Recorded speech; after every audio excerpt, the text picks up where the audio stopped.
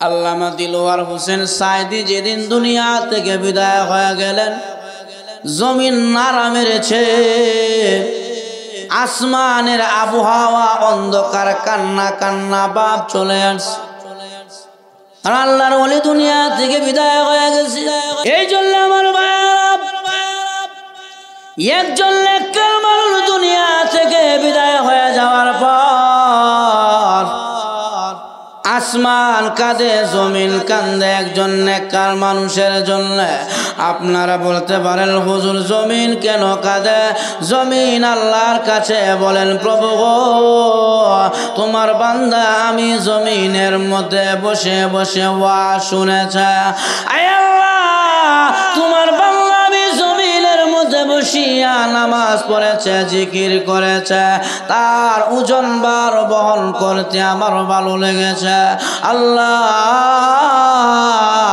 এই বান্দা যে পৃথিবীতে বিদায় হয়ে গেল, সে তো আর কোনোদিন নামাজ পড়বে না, জিকির করবে না। এই জন্য জমিন কাঁদে, আসমান কাঁদে একজন নেককার মানুষের জন্য। আসমান কেন কাঁদে? আসমান বলেন, প্রভু হে, একজন মানুষের নেক আমল ফেরেশতারা দুইটা টাইমে আসমানে নিয়ে যায়, ফজরের নামাজের পরে আর আসরের নামাজের পরে। এই দুইটা টাইমে মানুষের নেক আমল আসমানে ফেরেশতারা নিয়ে যায়। আমল যদি ভালো হয়, তার নেক আমলের সুঘ্রাণে আসমান মুখরিত হয়ে যায়। আর আমল যদি খারাপ হয়, তার বদ আমলের দুর্গন্ধে আসমান নষ্ট হয়ে যায়।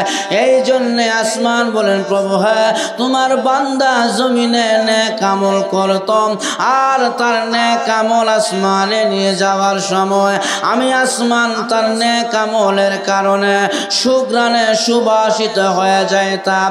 আল্লাহ, তোমার বান্দা যে পৃথিবী থেকে বিদায় হয়েছে, সে তো আর কোনোদিন নেক আমল করবে না। এই জন্য একজন নেককার বান্দার জন্য বাকাতিস সামাওয়াতু ওয়াল আরদ, আসমান জমিন একজন নেককার বান্দার জন্য কান্না করতে থাকে। কাঁদে আসমান, কাঁদে জমিন। আল্লাহর নবী বলেন, শুধু আসমান আর জমিন নয়, আল্লাহর রাসূল বলেন, একজন নেককার বান্দা দুনিয়া থেকে বিদায় হয়ে যাওয়ার পর স্বয়ং মহান আল্লাহর আরশ পর্যন্ত কাঁপে। ইত্তাজা আরশুর রহমান, আল্লাহর আরশ পর্যন্ত কাঁপে। দেখবেন নেককার বান্দা যখন জমিন থেকে বিদায় হয়ে যায়, দুনিয়াটা কেমন জানি কান্না কান্না ভাব চলে আসে, জমিন নাড়া দেয়। আল্লামা দিলওয়ার হোসেন সাইদি যেদিন দুনিয়া থেকে বিদায় হয়ে গেলেন, জমিন নাড়া মেরেছে, আসমানের আবহাওয়া অন্ধকার, কান্না কান্না ভাব চলে আসছে। আর আল্লাহর ওলি দুনিয়া থেকে বিদায় হয়ে গেছে। এজন্য আমার ভাইয়েরা, নেককার বান্দা দুনিয়া থেকে চলে যাওয়ার পর আসমান ও জমিন আল্লাহর আরশ পর্যন্ত কাঁপে। এজন্য নেককার মানুষের বড় আল্লাহর কাছে দামি। এজন্য আমার ভাইয়েরা, আমরা কোথায় ছিলাম, আছি কই এবং যাব কই, এই তিনটা কথা আমাদের জানা থাকতে হবে।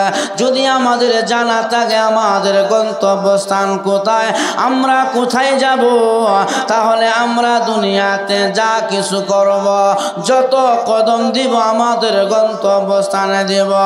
আমরা ছিলাম জান্নাতের ভিতরে, গোটা মানব জাতির মাতা পিতা হযরতে আদম এবং হাওয়া আলাইহিস সালাতু ওয়াস সালাম শয়তানের দুখায় পড়িয়া জান্নাত থেকে বের হয়ে গেল।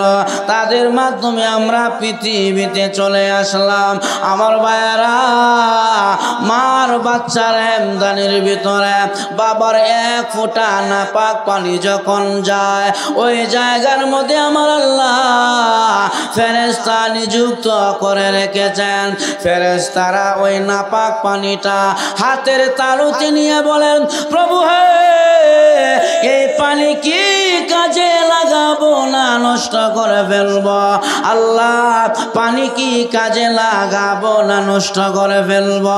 আমার আল্লাহ কয় ফেরেশতারা রে কাজে লাগাইবা না নষ্ট করে ফেলবা।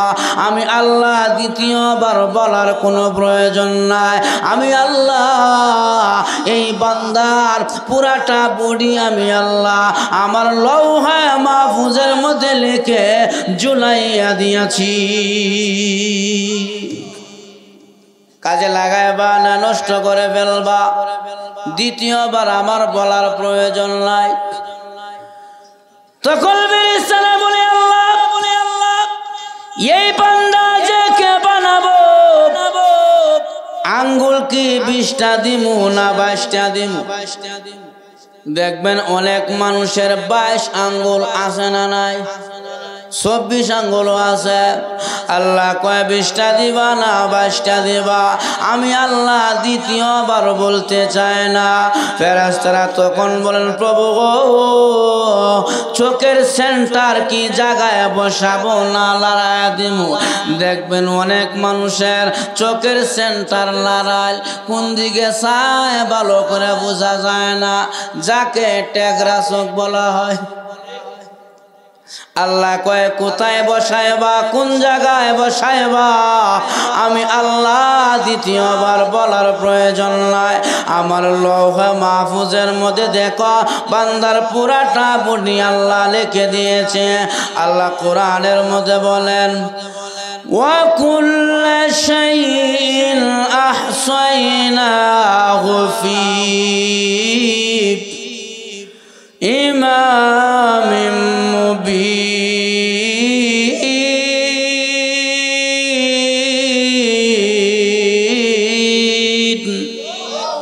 ইমামিম মুবিন আফি কিতাবিন মুবিন। ফেরেশতারা রে কোন জায়গায় বসাইবা, কোথায় বসাইবা?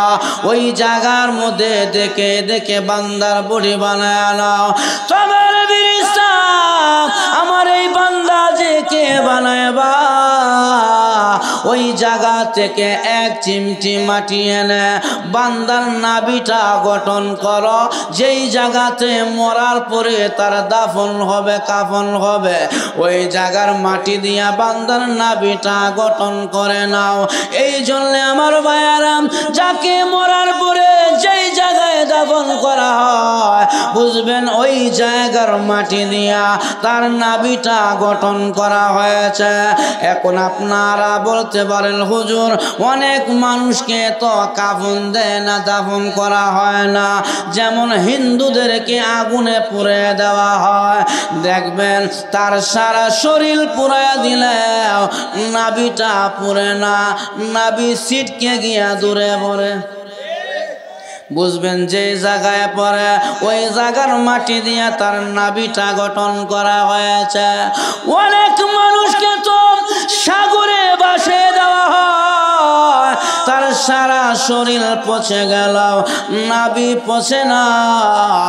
নাভি এবং শরীর পচে গেলে নদীর যেই জায়গায় গিয়া পড়ে বুঝবেন ওই জায়গার মাটি নিয়ে তার নাভিটা গঠন করা হয়েছে।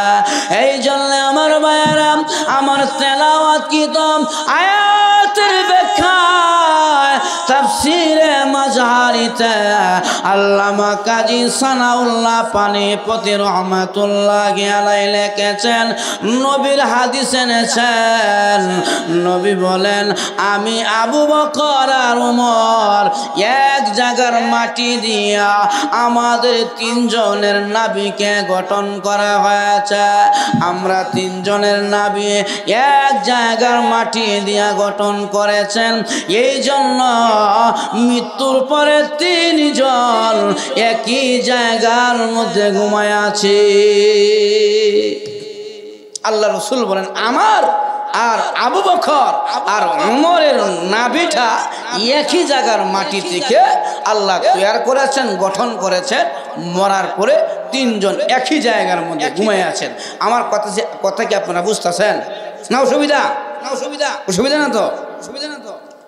আল্লাহর নবীর ইন্তেকালের পরে বিশ্ব নবীর ইন্তেকালের পরে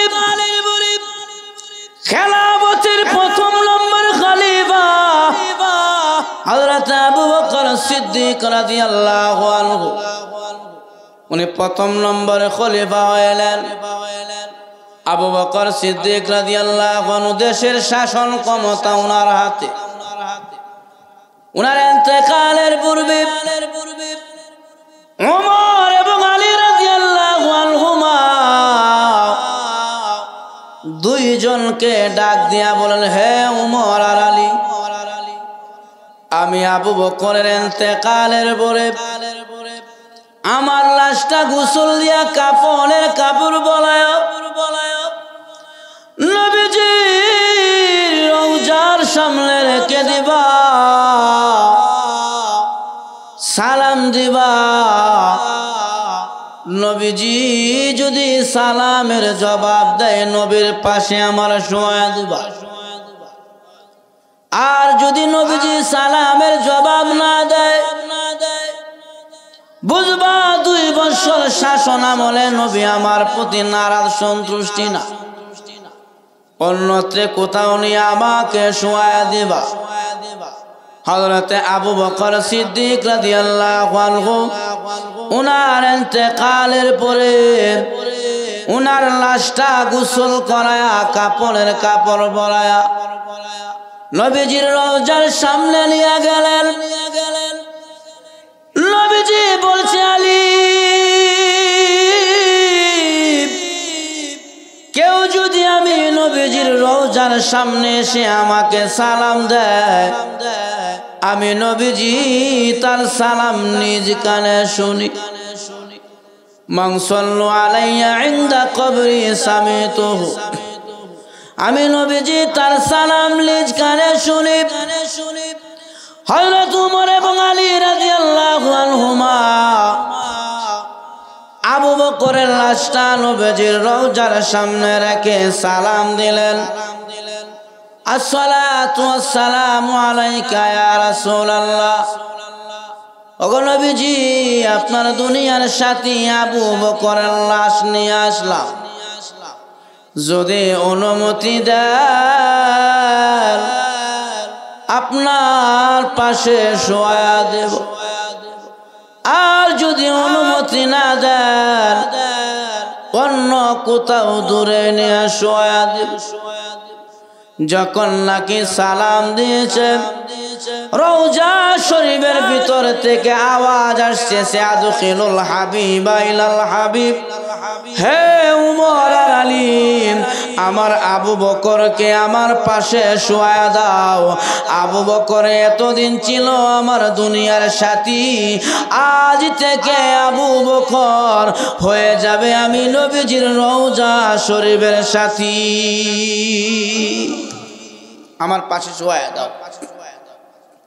আল্লাহর নবীর পাশে আবু বকর শোয়া দিলেন। এখন দ্বিতীয় নম্বর খলিফা হযরত ওমর।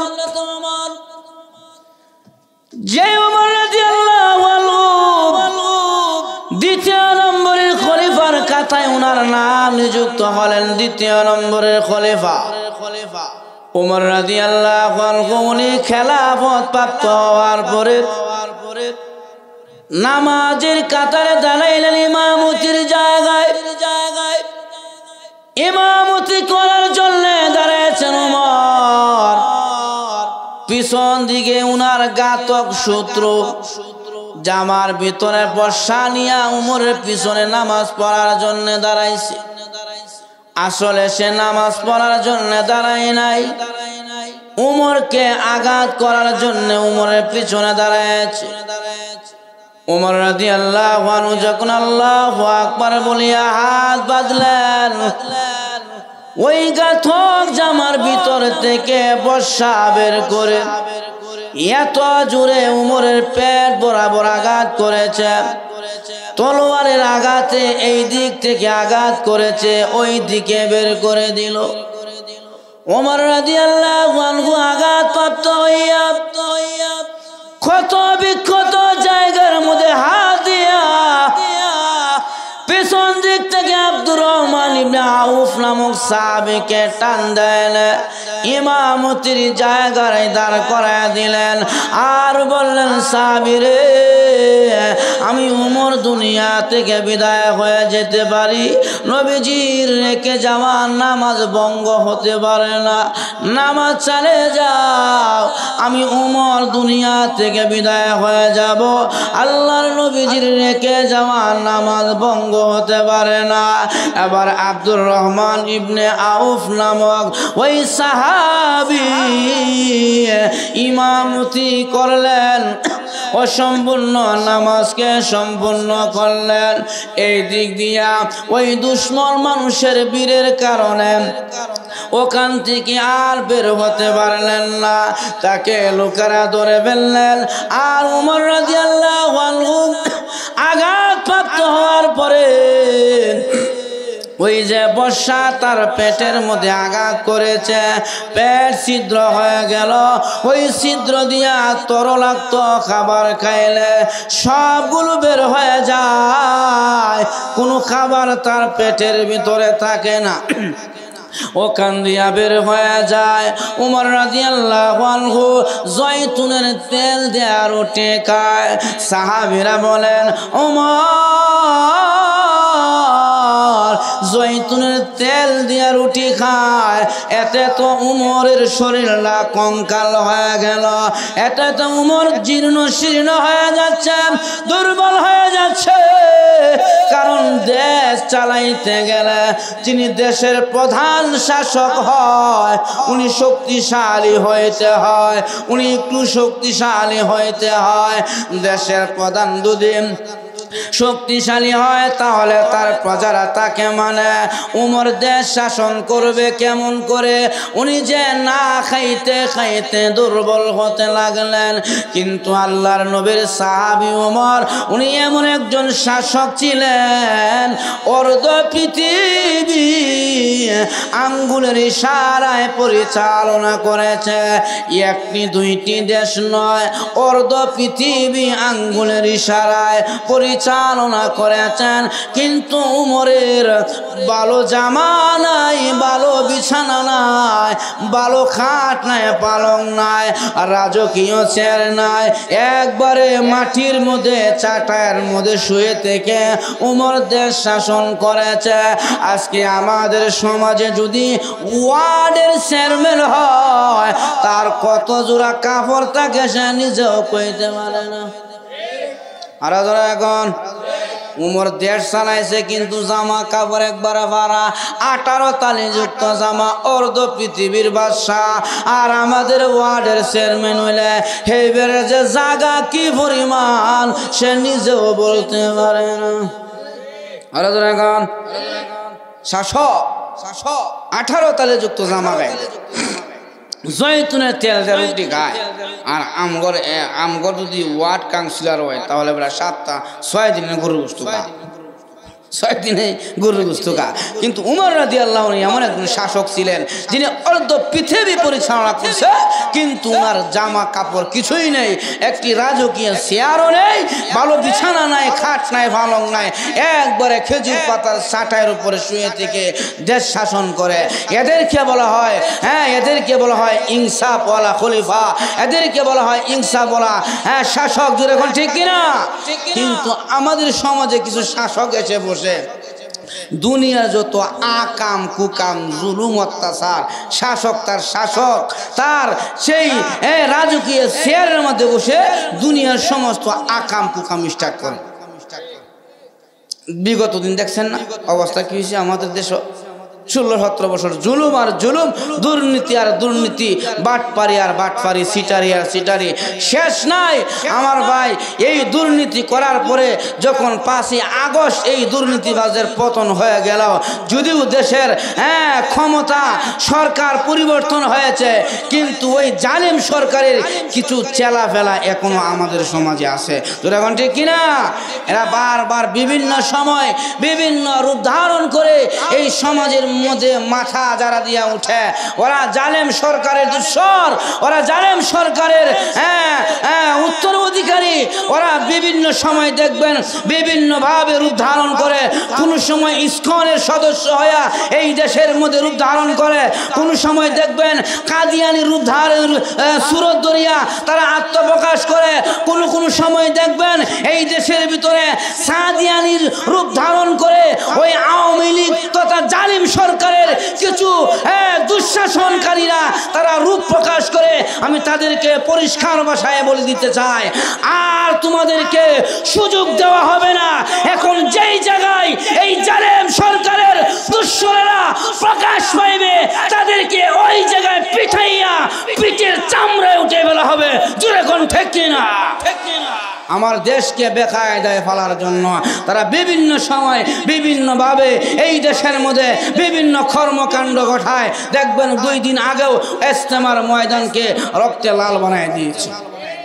আমি তাদেরকে বলবো, এটা কোনো তবলিগ ওয়ালারা করতে পারে না। যারা তবলিগ করে, যারা দ্বীনের দাওয়াত দেয়, দ্বীনের দাওয়াতি তবলিগ ওয়ালারা রক্তপাত ঘটাইতে পারে না। তবলিগ ওয়ালারা হাতের মধ্যে ধারালো অস্ত্র নিতে পারে না। তবলিগ ওয়ালারা এক ভাই আরেক ভাইকে এইভাবে শহীদ করতে পারে না। এরা তবলিগের নামে সন্ত্রাস। জোরে এখন ঠিক কিনা? অতএব সাদিয়ানি পরিচয় যারা দিবে, কাদিয়ানি সাদিয়ানি সব এক সদস্য। এরা সব ওই ভারতের প্রোডাক্ট। এদেরকে আর বাংলাদেশের মধ্যে ছাড় দেওয়া হবে না। জোরে এখন ঠিক কিনা? আমাদের সরল মনা সাথী ভাইদেরকে টঙ্গীর ময়দানে শহীদ করে দিয়েছে। 4 জন সাথী ভাই টঙ্গীর ময়দানে শহীদ হয়েছে। আরো শত শত মানুষ আহত হয়েছে। ওরা কারা করেছে? আমার কথা, যারা তাবলিগ করে তারা মারতে পারে না, আর যারা মারে হাতে অস্ত্র নয় এরা তাবলিগ ওয়ালা হতে পারে না। এদের পরিচয় একটা, এরা হলো ইসকনের মতন জঙ্গি এবং সন্ত্রাসী। জোরে কোন ঠিক কিনা? এজন্য আমার ভাইয়েরা, সেই ওমর রাদিয়াল্লাহু আনহু যিনি জয়তুনের তেল দিয়ে রুটি খায়, এতে শরীর না বড় কঙ্কাল, কিন্তু ওমর এমন একজন সাহাবী, উনাকে কে বলবে ওমর গোশত দিয়া রুটি খান? কারণ ওমর সাহাবী, নরম না গরম? আরো জোরে এখন। ওমর এমন একজন সাহাবী, উনি ছিলেন সাহাবীদের মধ্যে সবচেয়ে গরম। কেমন গরম ছিলেন? উমরের প্রভাবটা কেমন ছিল মদিনাতে? আল্লাহর নবীর সাহাবী উমর, উনি এমন একজন সাহাবী ছিলেন, আমাদের সমাজের মধ্যে সবচাইতে পাওয়ারফুল বাহিনী হলো র্যাব। যদি বলা হয় বুড়া গো তোমার বাড়িতে র্যাব আসতেছে, বুড়া সাথী লাঠি ফালাইয়া ধরবো, আমার বাড়িতে র্যাব আইতেছে। আর যদি বলা হয় যুবক তোমার বাড়িতে র্যাব আসতেছে, যুবক জুতা মুজা ফালাইয়া দৌড়।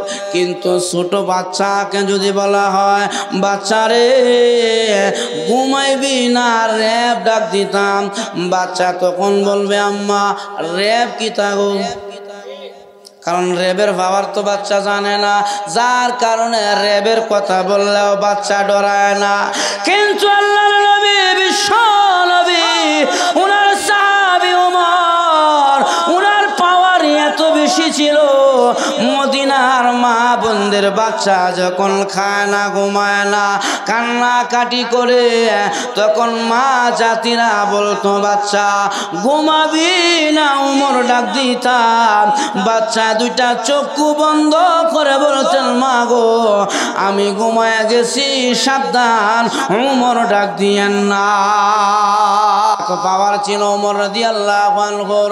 ওমর যে রাস্তা দিয়া যায় শয়তান ওই রাস্তা দিয়া যায় না। সে গরম সাহাবী ওমর কে পরামর্শ দিবে গোশত দিয়া রুটি খান? কোন সাহাবী বলতে পারে না। এখন সমস্ত সাহাবীরা একত্রিত হইয়া পরামর্শ করলো কার কাছে প্রস্তাব দেওয়া যায়। সব সাহাবীরা বসে উমরের মেয়ে হাফসা রাদিয়াল্লাহু আনহা, যিনি বিশ্ব নবীর স্ত্রী উম্মাহাতুল মুমিনিন, হাফসা রাদিয়াল্লাহু আনহার কাছে গিয়া বলেন ওগো আম্মা, আমরা তোমার আব্বাকে বলতে সাহস পায় না। আপনি বলবেন উনি যেন জয়তুনের তেল বাদ দিয়া উনি যেন গোশত দিয়া রুটি খায়, এতে শরীরটা একটু মজবুত হবে, শক্তিশালী হবে। এই প্রস্তাবটা তুমি তোমার বাবার কাছে দিবা। হযরতে হাফসা রাদিয়াল্লাহু আনহা সাহাবায়ে কেরামের পরামর্শ নিয়া আল্লাহর নবীর সাহাবী ওমরের কাছে গেলেন, গিয়া বললেন আব্বা তোমার শরীরটা তো দুর্বল হতে যাচ্ছে, তুমি তো জীর্ণ শীর্ণ হয়ে যাচ্ছ। আব্বা জয়তুনের তেল বাদ দিয়া তুমি গোশত দিয়া রুটি খাও, এতে তো তোমার শরীরটা শক্তিশালী হবে, দেশ চালাইতে বড় সুবিধা হবে। যখন নাকি হাফসা রাদিয়াল্লাহু আনহা ওই উমরের কাছে গিয়া বললেন জয়তুনের তেল বাদ দিয়া গোশত দিয়া রুটি খাওয়ার জন্য, ওমর রাদিয়াল্লাহু আনহু হাফসার এই কথা শোনার পরে চোখ দিয়া পানি বাচ্চার মতন সারতে আরম্ভ করলেন। হাফসা রাদিয়াল্লাহু আনহা বলেন আব্বা এইভাবে বাচ্চা মানুষের মতন কেন কাঁদো? হাফসা রাদিয়াল্লাহু আনহার জবাবে ওমর বলেন হাফসা রে তুমি না বিশ্ব নবীর স্ত্রী রে হাফসা, রে হাফসা তুমি না নবীর বিবি। ও হাফসা বলো আমার নবী রুটি কি দিয়া খাইতেন? হাফসা রাদিয়াল্লাহু আনহা বলেন আব্বা আমি জিন্দেগি ভর দেখেছি আমার নবী জয়তুনের তেল দিয়া রুটি খাইতেন। ওমর রাদিয়াল্লাহু আনহু বলেন হাফসা রে আমার শরীর কঙ্কাল কেন, আমার যদি মরণ হয়ে যায় আল্লাহর কসম করে বলি রে আমি আমার নবীর তরিকা থেকে বিন্দু পরিমাণ পিছপা হইতে পারবো না। আমার নবী জয়তুনের তেল দিয়ে রুটি খাইছে আর আমি গোশত দিয়া খাবো, নবীর তরিকা থেকে আমি বিন্দু পরিমাণ দূরে যাইতে পারবো না। সেই ওমর রাদিয়াল্লাহু আনহু এইভাবে না খাইতে খাইতে শরীরটা বড় কঙ্কাল, যখন নাকি শরীর দুর্বল হয়ে যাচ্ছে মৃত্যুর সময় ঘনিয়ে আসছে, হযরত ওমর রাদিয়াল্লাহু আনহু উনার ছেলে আব্দুল্লাহ ইবনে ওমর উনার কাছে গিয়া বললেন ছেলে রে আমার শরীরের অবস্থা বেশি ভালো না, মনে হয় আমি দুনিয়া থেকে বিদায় হয়ে যাব। রে আব্দুল্লাহ তবে শোনো নবীজির পাশে আবু বকর ঘুমায় গেছে, আবু বকরের পরে একটু জায়গা আছে, এই জায়গাটার মালিক আম্মা জান আয়েশা রাদিয়াল্লাহু আনহা। ছেলে রে যা আম্মা জান আয়েশার কাছে আমি উমরের পক্ষ থেকে একটি প্রস্তাব পেশ করো, ওই আবু বকরের পরের জায়গাটুকু যেটার মালিক আম্মা জান আয়েশা ওই জায়গাটুকু আমি চাই আমার মরার পরে যেন আমি ওই জায়গার মধ্যে ঘুমাইতে পারি। এই বলে ছেলেকে দিয়া হযরত ওমর আম্মা জান আয়েশার কাছে প্রস্তাব পাঠাইয়া দিলেন। যখন নাকি প্রস্তাব পাঠাইলেন ওই দিক থেকে ওমর রাদিয়াল্লাহু আনহু বলেন হায় রে আমি কি করলাম, এই মুহূর্তে যদি আমার ছেলে আয়েশার কাছে গিয়া প্রস্তাব দেয়, আয়েশা যদি আমার ভয়ে, কারণ দেশের ক্ষমতা এখন আমার হাতে, হয়তো পারে আয়েশা আমার ক্ষমতার ভয়ে জায়গাটুকু আমাকে দিয়া দিবে, কিন্তু কিয়ামতের ময়দানে আল্লাহ যদি আমাকে জিজ্ঞাসা করেন ওমর রে দেশের শাসন ক্ষমতা পাইয়া আরেকজনের জায়গা জবরদখল করে নিয়েছ, আমার জায়গা লাগবে না, আমি জবাব দিতে পারবো না তোমরা কে আছো রে? আমার ছেলে ওমর রে ফিরাও, আমার ছেলে আব্দুল্লাহ রে ফিরাও। এই দিক থেকে আব্দুল্লাহ রাদিয়াল্লাহু আনহু আম্মা জান আয়েশার কাছে গিয়া বলেন ওগো মা আব্বার পক্ষ থেকে একটি প্রস্তাব নিয়ে আসছি আপনার কাছে। আয়েশা বলেন কি প্রস্তাব? বলে প্রস্তাবটা হইল নবীর পাশে যে একটু জায়গা আছে, যে জায়গাটার মালিক আপনি। আমার আব্বার জীবনের শেষ আশা আকাঙ্ক্ষা হইল মরার পরে যেন আব্বা ওই জায়গার মধ্যে ঘুমাইতে চায়, যদি আপনি আমার আব্বাকে দিয়া দেন। আম্মা জান আয়েশা বলেন, রে আব্দুল্লাহ ইবনে ওমর, এই জায়গাটুকু আমি দিতে পারি না। নবীজির পাশের জায়গা, এটা তো জান্নাতের টুকরা, এই জায়গাটুকু আমি তোমাকে দিতে পারি না, আমি দিব না। এটার মালিক আমি নিজে ঘুমাবো। হযরত আব্দুল্লাহ ইবনে ওমর মনটা বেজার করিয়া আম্মা জান আয়েশার দরবার থেকে উঠে উনি চলে গেলেন। এই দিক থেকে আয়েশা রাদিয়াল্লাহু আনহা প্রস্তাব নাকচ করে দেওয়ার পরে উনি মনে মনে বলে, হায় রে, আমি তো উম্মাহাতুল মুমিনিন, আমি তো উম্মতের মা, আমি তো নবীজির বিবি। মার কাছে যদি সন্তান কোনো কিছুর আবেদন করে, মার যতর চাহিদার হোক না কেন সন্তানকে দিয়া দেয়। হযরতে উমর যে আমার কাছে একটু জায়গার জন্য আবেদন করলো, আমি যে প্রস্তাবটা প্রত্যাখ্যান করলাম, হাসরের দিন যদি আল্লাহ আমাকে জিজ্ঞাসা করেন, আয়েশা গো, সন্তান হইয়া তোমার কাছে একটু জায়গার জন্য আবেদন করেছে, জায়গাটুকু দিলে না, আমি কি জবাব দিব আল্লাহর আদালতে? তোমরা কে সরে ওমর ইসলে আব্দুল্লাহকে আমার দরবারে আনো। আব্দুল্লাহর কাছে প্রস্তাব পাঠিয়ে দেওয়া হলো। হযরতে আব্দুল্লাহ ইবনে ওমর উনি আবার দৌড়ায় গেলেন আম্মা জান আয়েশার কাছে, গিয়ে বলেন, মাগো, আপনি আমাকে ডাকছেন? বলে, হ। কেন গো আমাকে ডাকলেন? আম্মা জান আয়েশা বলেন, রে আব্দুল্লাহ ইবনে ওমর, তুমি যে জায়গার জন্য আবেদন করেছ, নবীর পাশের জায়গা, তোমার আব্বা মরার পরে ঘুমাইতে চায়, জায়গাটার মালিক ছিলাম আমি, যেহেতু আমার ছেলের জন্য আবেদন করেছ, যারে আব্দুল্লাহ, আজ থেকে আমি ওই জায়গা আমার ছেলে উমরের জন্য আমি আয়েশা ওয়াকফ করে দিলাম আমার ছেলের জন্য। উমর রাদিয়াল্লাহু আনহু জায়গাটুকু পেয়ে গেলেন। আল্লাহর নবীর সাহাবী উমর ইন্তেকালের পরে হযরত আবু বকরের পাশে যে আম্মা জান আয়েশার জায়গা, ওই জায়গার মধ্যে উনি ঘুমায়া গেছেন। আর নবী বলছেন, আমি আবু বকর আর ওমর একই জায়গার মাটি দিয়া আমাদের তিনজনের নাবিকে আল্লাহ গঠন করেছেন। দেখেন, মরার পরে তিনজন একই জায়গার মধ্যে ঘুমায় আছেন।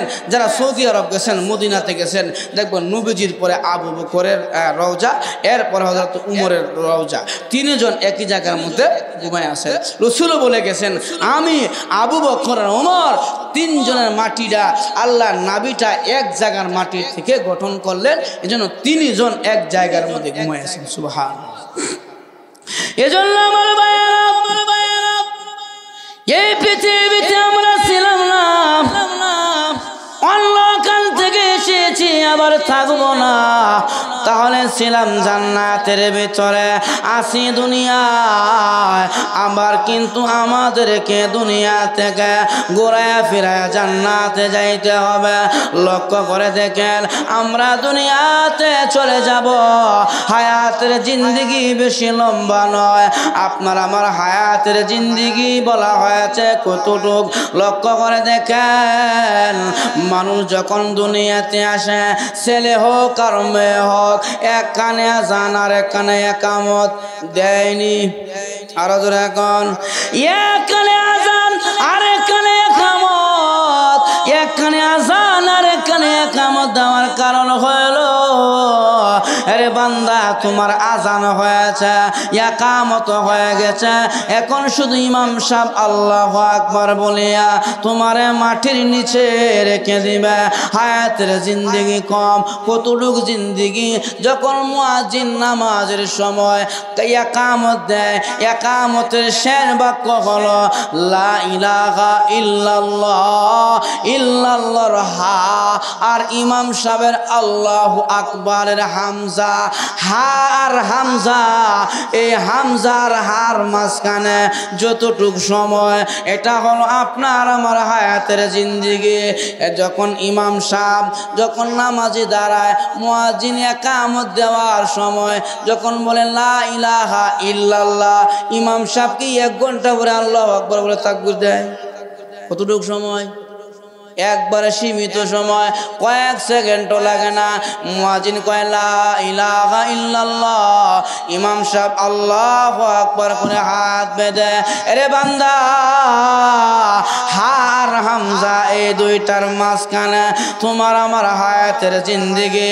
এজন্য একজন মানুষের দুনিয়াতে আসার সময় তার আজান হয়ে গেছে, ইকামত হয়ে গেছে, এখন বান্দা তুমি রেডি থাকো, 4টা তাকবীর দিয়া তোমাকে আখির বিদায় দিয়া দিবি। সময় 12টা পড়েছে, আমরা খারাপ শেষ করে দিতাম, কারণ শুক্রবার দিন রাত্র তো বেশিক্ষণ সময় নেওয়া যাইব না, আর ঠান্ডার মধ্যে এত লম্বা ওয়াজ করে লাভ কি? যদি ফজর নামাজ কাজা হয়ে যায়। আজকে রাত্রটা খুব গুরুত্বপূর্ণ রাত, এজন্য আমার ভাইয়েরা হায়াতের জিন্দিগিটা অতি অল্প, অতি সীমিত। এই হায়াতের জিন্দিগিকে আমাদেরকে কাজে লাগাইতে হবে, হায়াতের জিন্দিগিটাকে আমাকে মূল্যায়ন করতে হবে। লক্ষ্য করে দেখেন, হায়াতটা একবারে সীমিত।